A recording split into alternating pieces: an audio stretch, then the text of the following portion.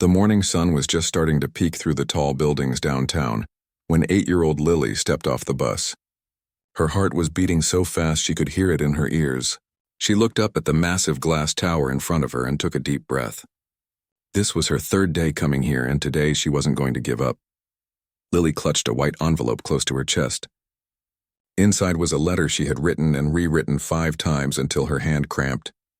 The paper had a few wrinkles now from being held so tight, and there was a small juice stain in the corner from breakfast, but the words inside were clear. Those words were the most important thing she'd ever written in her whole life. The building in front of her was called Westfield Corporation. It was the kind of place where everyone wore fancy suits and walked really fast while talking on their phones. Lily didn't belong here, and she knew it. Her sneakers had a hole near the big toe that she'd colored in with a marker so it wouldn't show as much.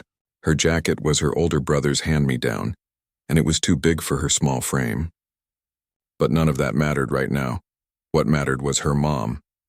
Lily's mom, Patricia, had worked at this company for almost 13 years. She worked in the billing department, and she was really good at her job. At least that's what she always told Lily. Mom would come home tired but happy, talking about how she helped fix problems and made sure everything ran smoothly. She'd say things like, "We're a family there, sweetie. Mr. Davidson always says we're the backbone of the company." But then Mom got sick. It started with Mom being tired all the time. Then she started losing weight even though she was eating. Then came the doctor visits. Lily remembered the day Mom came home from the hospital with tears in her eyes. Grandma had been there too, and they'd sent Lily to her room, but she listened through the door anyway. The word cancer had made her stomach drop. Everything changed after that. Mom had to go to the hospital a lot for treatments. She lost her beautiful long hair. She got weaker and weaker. But the worst part wasn't even the sickness. The worst part came 2 months ago when Mom got a letter from work saying she couldn't work there anymore. Lily didn't understand all the grown-up words in that letter, but she understood that Mom was crying harder than she'd ever seen. Grandma had gotten angry, really angry, and kept saying things like heartless and after all these years. Mom had used up something called medical leave days, and because she needed more time to get better, they had to let her go. That's what the letter said. They were sorry, but company policy was company policy. When Mom lost her job, they lost something else too, something called health insurance. Lily had heard Grandma on the phone late at night, talking to someone about medical bills. She'd peeked out of her room and seen stacks of papers with big red numbers on them. Bills for Mom's treatments, bills for her medicine, bills that Grandma said they couldn't possibly pay. Last week, Lily had heard Grandma crying in the kitchen. She'd been talking to someone, maybe Aunt Rosa, saying that they might have to stop Mom's treatments, that they'd try the free clinic but it wasn't the same, that Mom needed her medicine, but it cost $300 every week, and they just didn't have it. That's when Lily decided to do something. She remembered Mom's boss, Mr. Davidson. Mom used to talk about him sometimes. She'd said he was the CEO, which meant he was the most important person in the whole company. Mom had always spoken kindly about him, said he was a good leader who cared about his employees. Once, when Lily's school had a career day, Mom had shown pictures of the company and told everyone how Mr. Davidson had personally thanked her team for their hard work. If Mr. Davidson was so nice, Lily thought, then he probably didn't know what had happened to Mom. He probably didn't know that one of his good workers was sick and couldn't afford her medicine. He probably didn't know that there was a little girl whose mom might die because of some policy nobody had explained properly. So Lily had written a letter. She'd used her best handwriting, the kind her teacher, Mrs. Chen, always praised. She'd explained everything carefully. About Mom working there for 13 years, about Mom getting sick, about them losing their insurance, about the bills they couldn't pay. And at the end, she'd written something that made her feel both brave and scared. "My mom always said you were a good man who helped people. Please help us. I don't want my mom to die." The first day Lily came to the building, she'd been so nervous she'd almost thrown up. A security guard at the front desk, a big man with kind eyes, had asked her what she needed. When she'd said she needed to give a letter to Mr. Davidson, he'd smiled sadly and said that wasn't how it worked. She'd need to mail it through proper channels. But Lily knew that letters got lost that way. Adults always said they'd take care of things, and then nothing happened. The second day, she'd tried a different entrance. A different guard. Same answer. They were nice about it, but firm. No one could just walk in and see the CEO. That wasn't how big companies worked. But today was different. Today, Lily had made up her mind. She'd left early before Grandma woke up. She'd left a note saying she had a school project and would be back by afternoon. She'd taken 2 buses using the money from her piggy bank. And now she was here and she wasn't leaving. Lily walked through the spinning glass doors into the lobby. It was huge, with shiny floors and a ceiling so high it made her dizzy to look up. People rushed past her on all sides, not even noticing she was there. The clicking of high heels on marble echoed everywhere. Everyone looked important and busy. She made her way to the security desk. It was the same guard from the first day. He recognized her immediately, and his expression changed from professional to concerned. "Sweetheart, we talked about this," he said gently. "You can't just—" "I came because Mom is sick," Lily said loudly. Her voice shook, but she kept going. "I need to see Mr. Davidson, please, it's really important." People nearby started to notice. A few stopped walking. The guard looked uncomfortable now. He came around from behind his desk, bending down to her level. "I understand, honey, but this isn't the way to—" "I'm not leaving," Lily said, and she meant it. Tears were starting to form in her eyes, but she blinked them back. "My mom needs help. She worked here for 13 years, and now she's sick and nobody's helping her. Mr. Davidson needs to know. He needs to read my letter." Her voice had gotten louder. More people were stopping now. Some looked annoyed. Some looked curious. A few looked sympathetic. The guard was trying to figure out what to do. He reached for his radio, probably to call for backup. That's when Lily sat down right there on the shiny marble floor. She held her envelope up high where everyone could see it. "I came because Mom is sick and I won't leave until someone listens," she announced to the whole lobby. Her heart was pounding like crazy, and part of her wanted to run away, but a bigger part of her thought about Mom lying in bed at home, too weak to even get up some days. That part made her stay put. The guard looked panicked now. This had never happened before. He spoke into his radio, calling someone, asking what he should do about a situation in the lobby. People with phones started recording. Lily didn't care. Let them record. Maybe someone important would see. She didn't know it yet, but someone important was watching. Someone who was about to change everything. Robert Davidson was having the worst morning of his career. His coffee had gone cold an hour ago while he dealt with one crisis after another. Quarterly reports were terrible. Major clients were threatening to leave. The board wanted more cost cuts, and now his assistant was buzzing him again. "Mr. Davidson, there's a situation in the lobby. A child refusing to leave. She says she needs to speak with you. People are recording it on their phones." Robert sighed. The last thing he needed was bad publicity. "I'll be right down." At 45, he'd worked his way up from entry level to CEO over 20 years. He'd seen a lot, but this was new. He took the elevator down, thinking about damage control. Talk to the kid. Calm things down. Get her parents' contact information. Handle it quietly. The elevator opened to an unexpected scene. A small crowd had gathered in the lobby.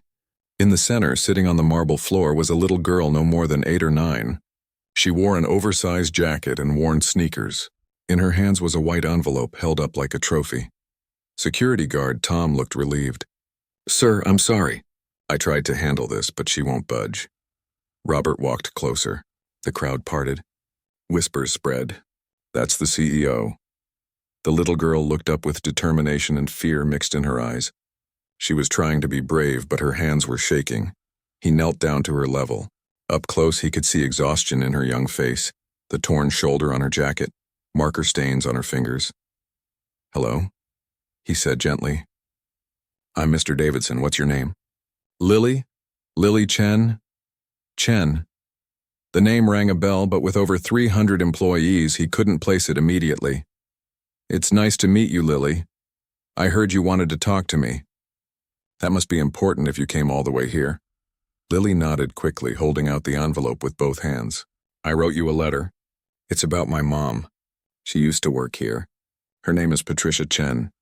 She worked in billing for 13 years, and there it was. The memory clicked into place. Patricia Chen. He did know that name.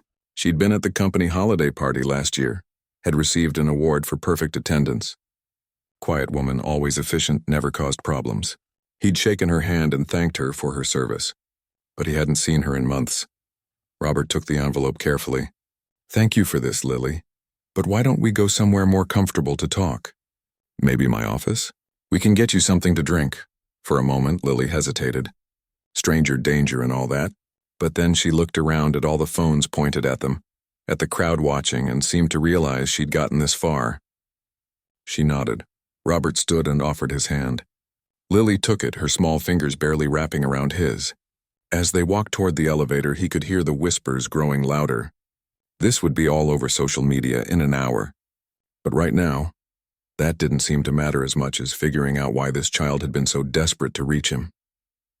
In the elevator, Lily was quiet. Robert didn't push. When they reached his office floor, his assistant Jessica's eyes went wide. Robert just gave her a look that said he'd explain later. He led Lily into his office, the one with the view of the whole city, and gestured to the comfortable couch by the window. Would you like some hot chocolate? Maybe some cookies? Lily's eyes lit up a little at that. She probably hadn't eaten breakfast. Yes, please. While Jessica went to get refreshments, Robert sat down in the chair across from Lily and carefully opened the envelope. The letter inside was written in careful, childish handwriting on lined notebook paper. There was indeed a small juice stain in one corner. As he read, his chest tightened. Dear Mr. Davidson, my name is Lily Chen and I am 8 years old. My mom is Patricia Chen, who worked in your billing department for 13 years. She got very sick with cancer and had to go to lots of doctor appointments. She tried really hard to keep working, but she was too sick. Then she got a letter saying she couldn't work there anymore because she used up all her medical leave days. Robert's jaw clenched. He kept reading. Now we don't have insurance anymore and Mom's medicine costs $300 every week and we can't pay for it. Grandma cries at night when she thinks I'm asleep. She says we might have to stop Mom's treatments. I heard her say that Mom could die without her medicine. Mr. Davidson, my mom always said you were a good man who helped people. She said you cared about your workers. Please help us. I don't want my mom to die. I promise she was a really good worker, please, from Lily. Robert had to read it twice. Then he sat back in his chair, the letter in his hands, and felt something he hadn't felt in a long time in this office. Shame. Deep, burning shame.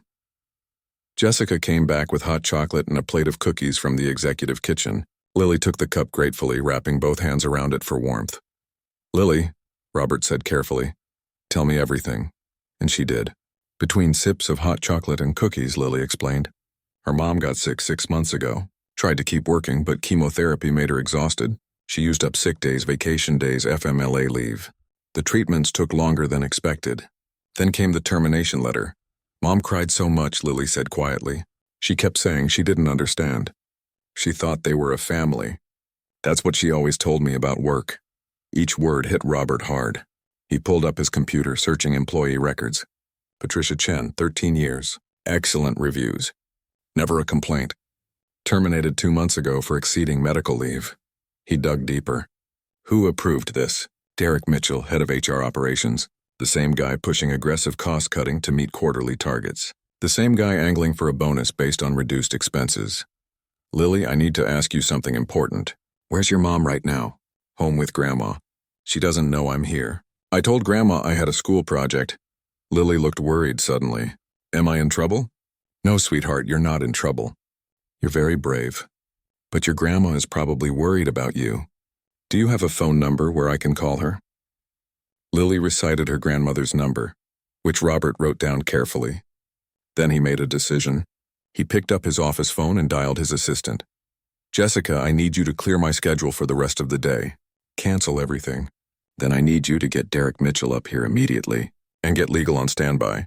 Also, pull the complete file on Patricia Chen. Employee ID. He glanced at his screen. 2847. He hung up and looked at Lily, who was watching him with wide, hopeful eyes. Lily, I'm going to be honest with you. What happened to your mom should never have happened. It was wrong, and I'm going to fix it. But first, let's call your grandma so she knows you're safe, okay?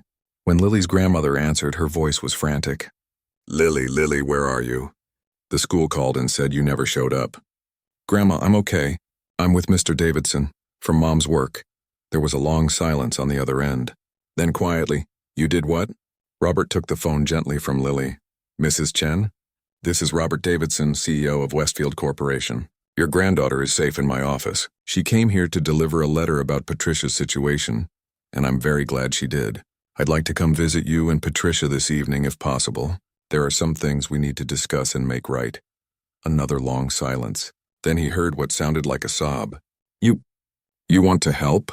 "Yes, ma'am, I do. I'm going to make this right." After he hung up, Robert looked at Lily. She had finished her hot chocolate and was looking at him like he'd just promised to move mountains. Maybe he had. There was a sharp knock on the door.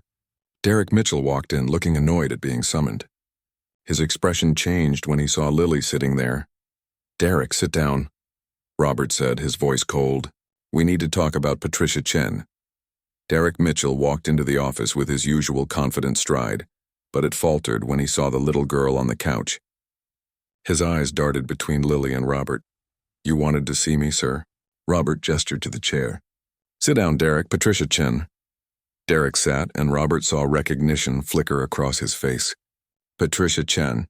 Yes, unfortunate situation, but we had to follow company policy on medical leave." "Company policy," Robert repeated. "Tell me exactly what happened." Derek shifted. "Ms. Chen exhausted all her medical leave days. Standard 12 weeks of FMLA, plus vacation and sick days. Her treatment took longer than expected, and she needed more time. We simply couldn't keep the position open indefinitely. We have to be fair to all employees." "Fair to all employees," Robert said. "Derek, this woman worked here 13 years without a single complaint. Spotless performance reviews. And you terminated her during cancer treatment." "With respect, sir, we followed procedures in the employee handbook. We gave her every day she was entitled to. After that, it's a business decision. We can't run a company on sentiment." Robert felt his jaw clench. This was the problem with guys like Derek. Everything was about numbers on a spreadsheet. People became line items, costs to be managed, problems to be solved. Did you look for alternatives? Did you offer her unpaid leave? Part-time remote work? Anything. Derek's silence was answer enough. "I'll take that as a no." Robert stood up and walked to his window, looking out over the city. "Tell me something, Derek. What was your bonus last quarter?" I don't see how that's relevant." "Humor me. $35,000, based on meeting operational efficiency targets. And those targets were met by cutting costs, correct? By finding ways to reduce expenses?" Derek's face was getting red now. "Sir, if you're implying that I terminated employees just to hit numbers, I'm not implying anything. I'm asking," Robert turned around, "how many other employees have been let go this year for similar reasons?" The question hung in the air. Derek looked uncomfortable now, glancing at Lily, who was watching everything with wide eyes. "Perhaps we should discuss this privately," Derek said.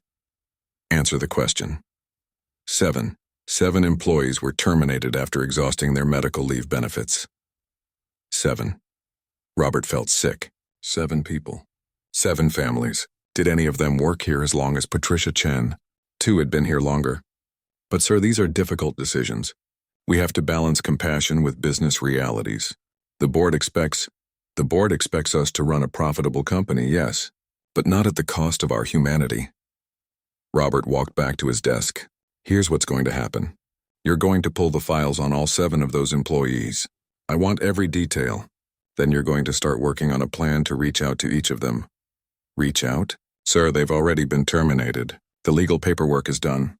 "Then we'll undo it. Figure it out. That's what I pay you for." Robert sat down. "And Derek? Your bonus this quarter? Consider it redirected. We're going to use it to set up an emergency medical fund for employees facing health crises." Derek's mouth opened and closed like a fish. "You can't just take my bonus. That was earned. Watch me. You're dismissed." After Derek left, looking like he'd been slapped, Robert took a deep breath. His hands were shaking slightly. In 20 years of running this company, he'd never felt more ashamed of something that had happened under his watch. "Mr. Davidson?" Lily's small voice broke through his thoughts. "Is my mom going to be okay?"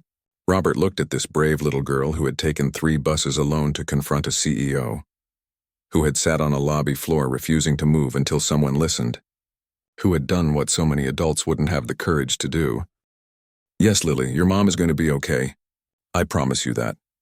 The rest of the afternoon was a blur of phone calls and meetings.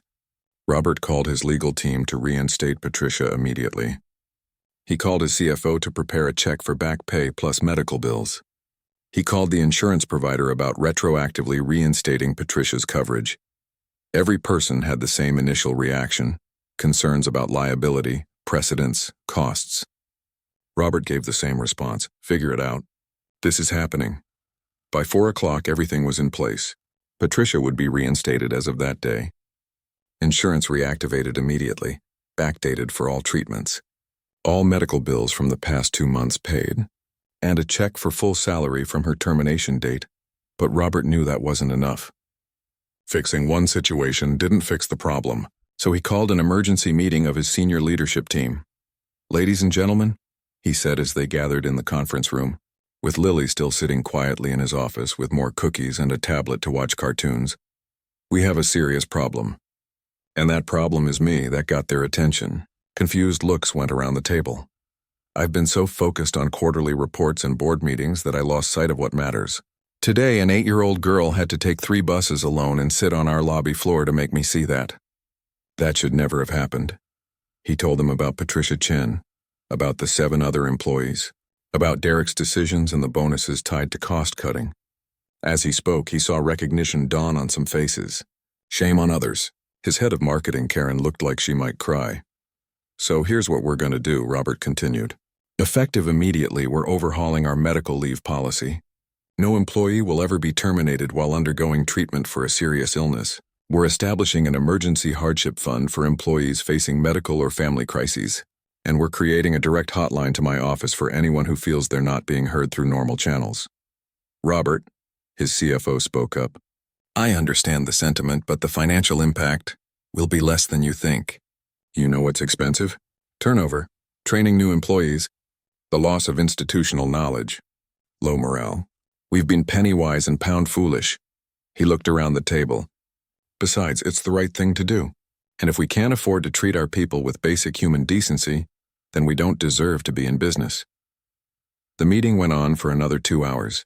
They hammered out details, assigned responsibilities, set timelines. By the time it ended, Robert was exhausted. But it was a good kind of tired. The kind that came from actually doing something meaningful. He returned to his office to find Lily had fallen asleep on his couch, curled up with her jacket as a blanket. The poor kid must have been running on adrenaline all day. Robert took off his suit jacket and draped it over her. Then he made one more phone call. "Mrs. Chen, this is Robert Davidson again. I have good news, and I'd like to share it in person. I'm going to bring Lily home now if that's all right with you. We have a lot to discuss."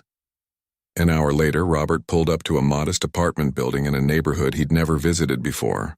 Lily was awake now, bouncing in her seat with excitement and nervousness.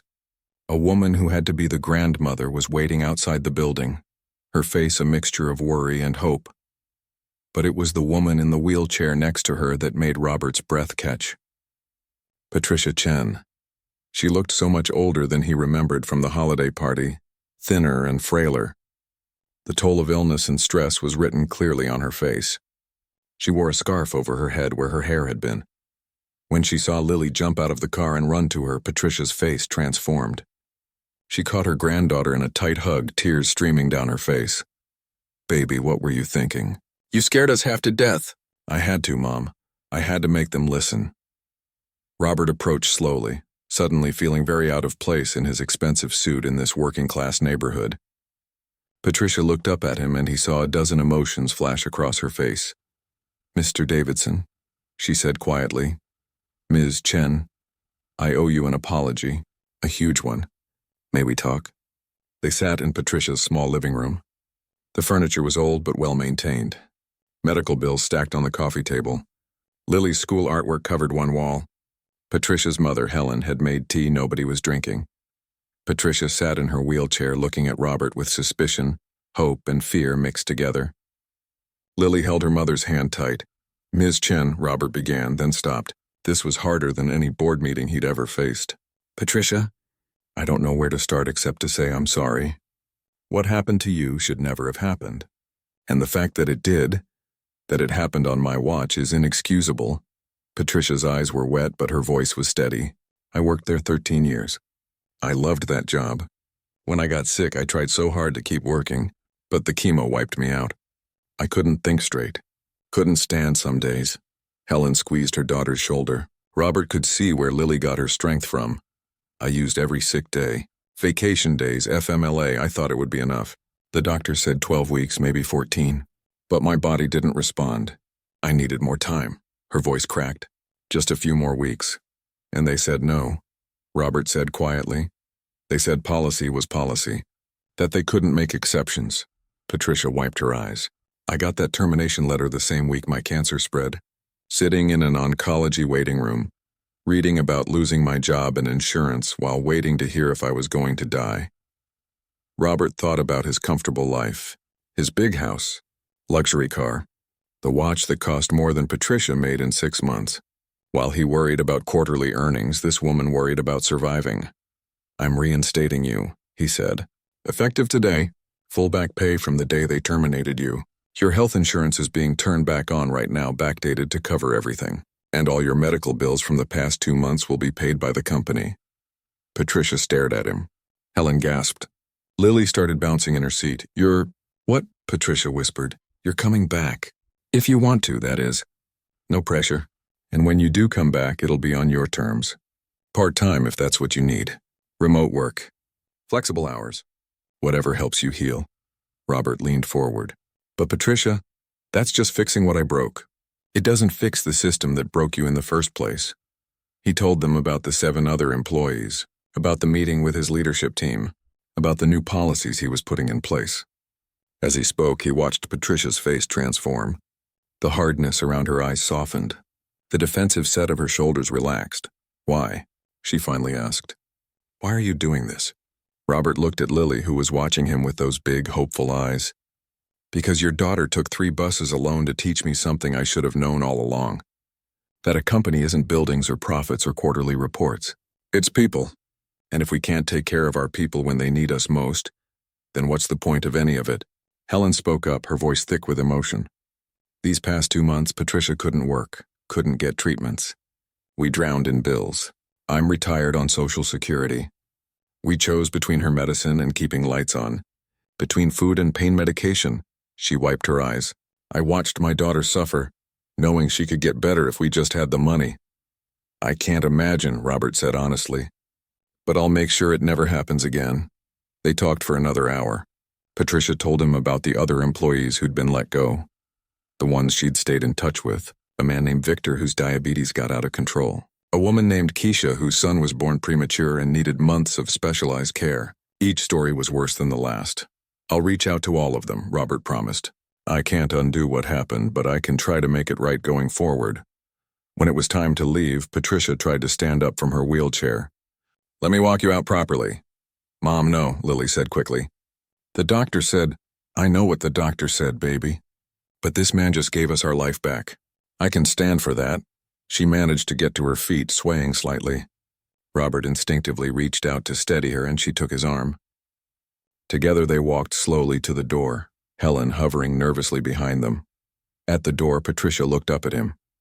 You know what the worst part was? Not the cancer. Not even losing my job. It was feeling like I didn't matter. Like 13 years of loyalty and hard work meant nothing when it really counted. You matter, Robert said firmly. You've always mattered. I just failed to show it. That changes now. Patricia smiled.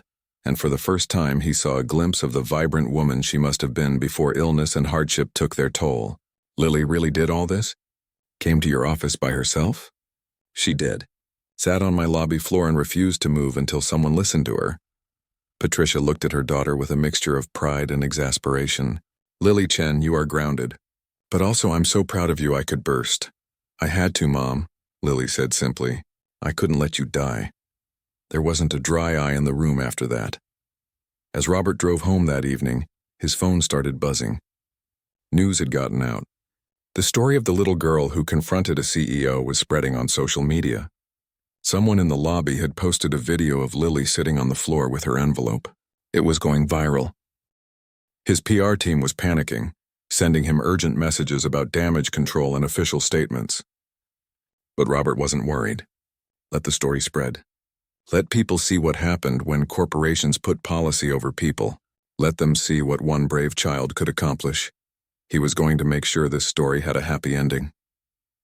The next morning, Robert walked into his office to find it transformed. Someone had brought flowers. Others had left thank you notes on his desk. His assistant, Jessica, looked like she'd been crying. "Sir, the phones haven't stopped ringing. News outlets want interviews. Other companies want to know about the new policies and—" She paused, smiling through tears. "3 of the employees who were let go have called. They heard what happened and want to talk." Robert nodded. "Set up meetings with all of them. And Jessica? Clear my calendar for the rest of the week. We have a lot of work to do." The board called an emergency meeting that afternoon.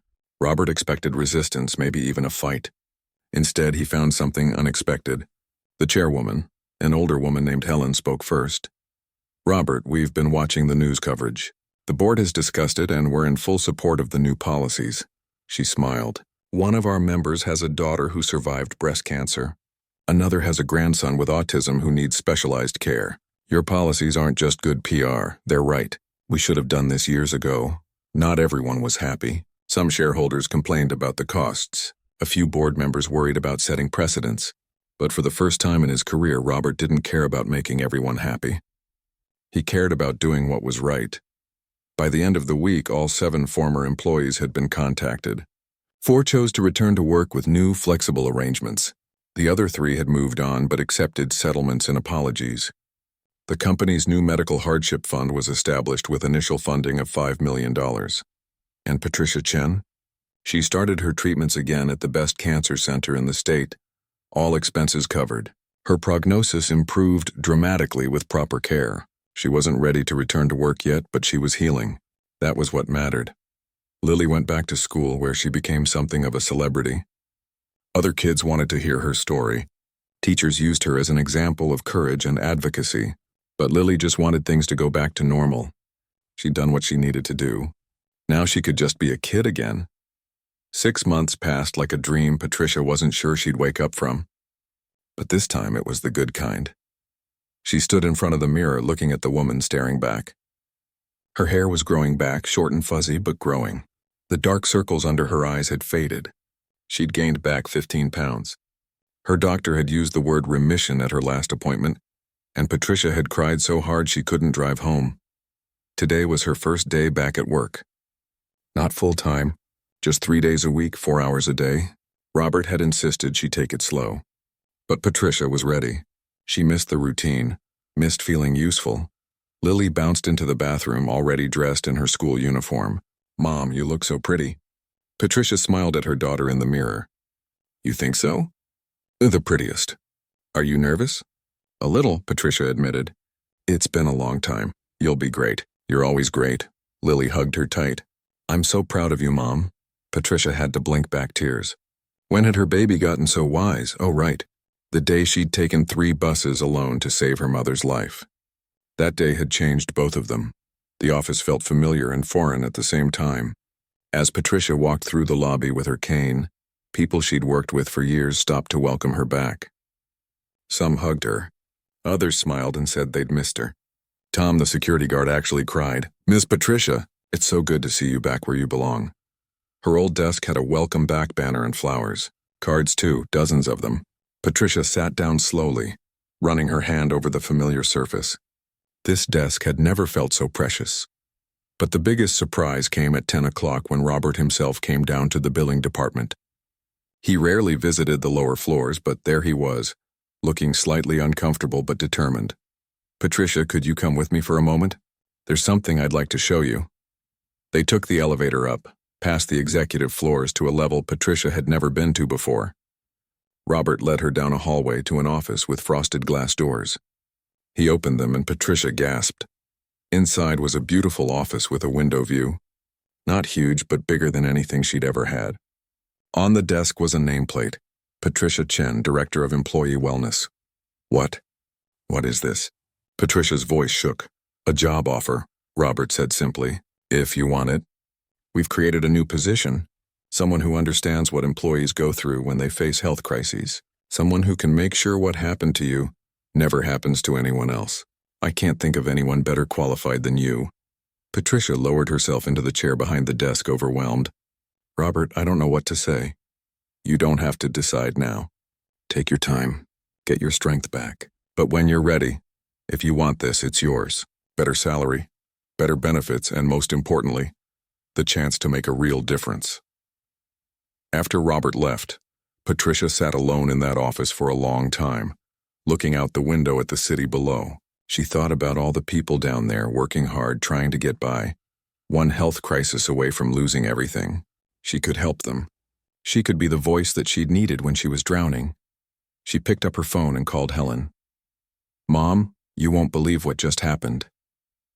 Meanwhile, Lily's life had changed too. The video of her in the lobby had been viewed millions of times. News outlets interviewed her. She'd been invited to speak at a conference about patient advocacy, but the attention that meant most came from her school. Mrs. Lopez had used her story as a lesson about courage. Other kids looked at Lily differently now, understanding that regular people, even kids, could make big changes when they were brave enough. One day, a girl named Maria approached Lily at lunch. Maria was quiet, always ate alone, but that day she sat down next to Lily with tears in her eyes. "My dad lost his job because he got sick," Maria whispered. "We might lose our house. I didn't know what to do. But then I remembered your story. So I wrote a letter to his old boss and they called yesterday. They want to talk to him about coming back." Lily hugged Maria tight. "See, being brave works. You just have to try." That's when Lily realized something important. Her mom getting better was amazing, but maybe the real gift of what she'd done was showing other people they didn't have to feel helpless. They could fight for the people they loved. The story continued to spread. Other companies started looking at their own policies. Business schools used the case study in ethics classes. Robert was invited to speak at conferences. But the moment that mattered most came 3 months after Patricia's return, at the company's annual meeting. Robert stood at the podium looking at hundreds of employees. Lily and Patricia sat in the front row, Helen beside them. "A wise person once told me that love makes you brave," Robert began. "That person was 8 years old, and she taught me more about leadership in one day than I'd learned in 20 years of business school and boardroom meetings." He told the whole story. Every part of it. The policy that put profits over people, his own failure to see what was happening, Lily's courage, the changes they'd made. When he finished, the room was silent for a moment. Then someone started clapping. Then another. Soon the entire room was on their feet, applauding, but they weren't clapping for Robert. They were looking at Lily, the little girl who'd refused to give up, who'd sat on a marble floor clutching a letter because she loved her mother too much to let her die, who'd shown everyone that sometimes the smallest voices carry the most important messages. Lily's face turned bright red. She wasn't used to this kind of attention, but Patricia squeezed her hand and that made it okay. After the meeting, employees lined up to thank Patricia and meet Lily, a young woman named Jennifer, who'd been one of the 7 employees let go and then rehired, hugged Patricia with tears streaming down her face. "You saved my job. Your daughter saved my job. I have a son with special needs and I thought we'd lose everything. Thank you doesn't feel like enough." "Pass it forward," Patricia said. "That's all we can do. Help the next person who needs it." That evening, the Chen family celebrated at home with Helen's famous lasagna. They weren't rich. The medical bills had left them with debt that would take years to pay off. Their apartment was still small, their car still old. But they had something money couldn't buy. They had each other. They had hope. They had proof that the world could be kind, that people could change, that courage mattered.